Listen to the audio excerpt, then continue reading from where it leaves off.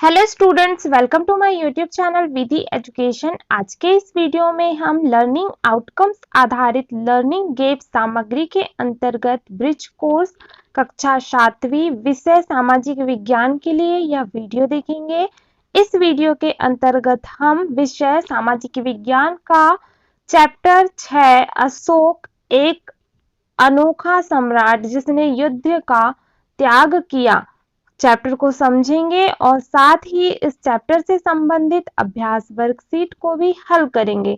तो चलिए बच्चों, वीडियो को स्टार्ट करते हैं। फर्स्ट ऑफ ऑल हम चैप्टर को रीड करेंगे और फिर अच्छे से चैप्टर को समझेंगे। तो देखिए, यहाँ पर विषय वस्तु का संक्षिप्त परिचय दिया गया है। तो क्या है? सम्राट अशोक मौर्य वंश के सबसे प्रसिद्ध शासक थे।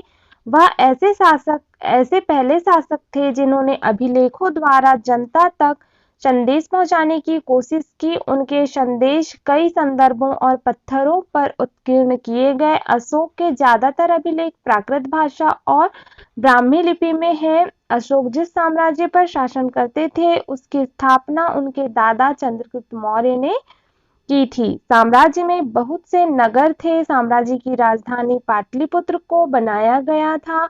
अन्य प्रमुख नगरों में उज्जैन एवं तक्षशिला शामिल थे। साम्राज्य के बहुत बड़े क्षेत्रों में किसानों और पशुपालकों के गांव बसे थे। मौर्य साम्राज्य बहुत बड़ा था, इसलिए अलग अलग हिस्सों पर अलग अलग ढंग से शासन किया जाता था। साम्राज्य के भीतर कई छोटे क्षेत्र या प्रांत थे। इन पर तक्षशिला या उज्जैन जैसी प्रांतीय राजधानियों से शासन किया जाता था।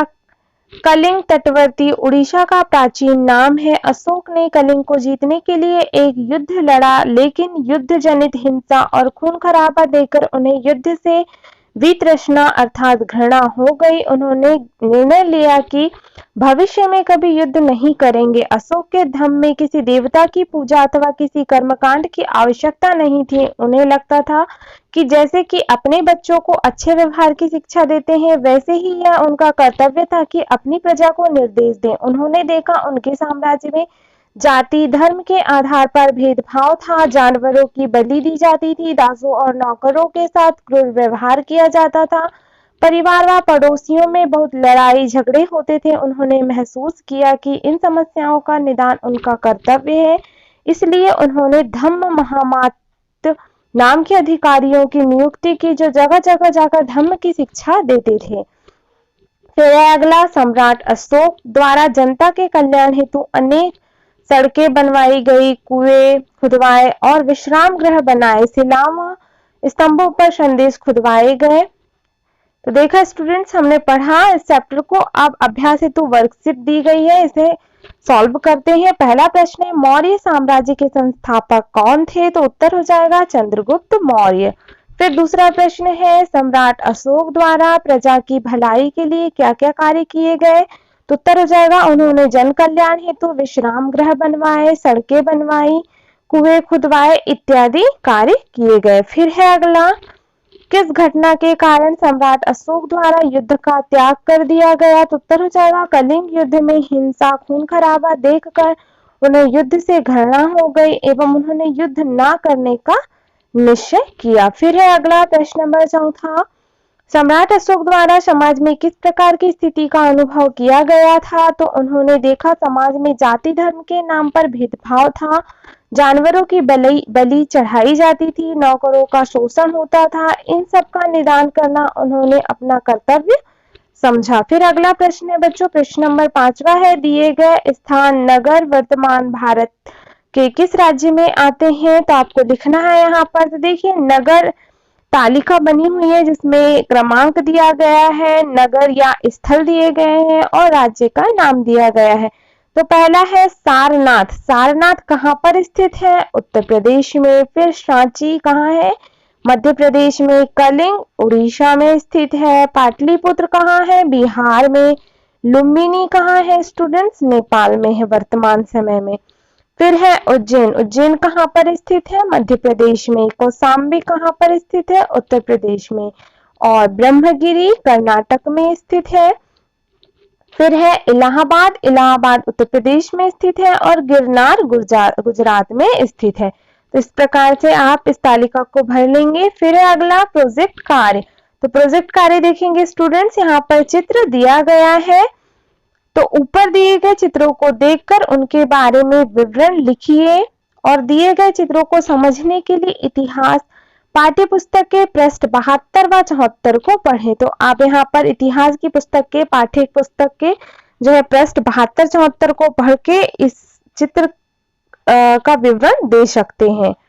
तो देखेंगे यहाँ पर दिया गया है, पढ़ते हैं इसे। अशोक ने अपने संदेश चमकीली शिलाओं तथा स्तंभों पर खुदवाए।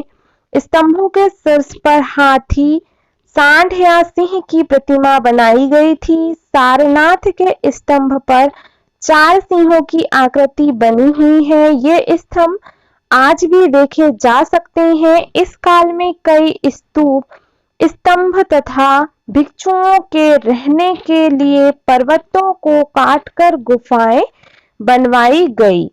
तो इस प्रकार से आप विवरण दे सकते हैं। फिर है स्टूडेंट्स अगला स्व आकलन हेतु वर्कशीट है। तो प्रश्न नंबर पहला है इसके अंतर्गत, अशोक किस वंश के शासक थे? तो अशोक जो थे मौर्य वंश के शासक थे।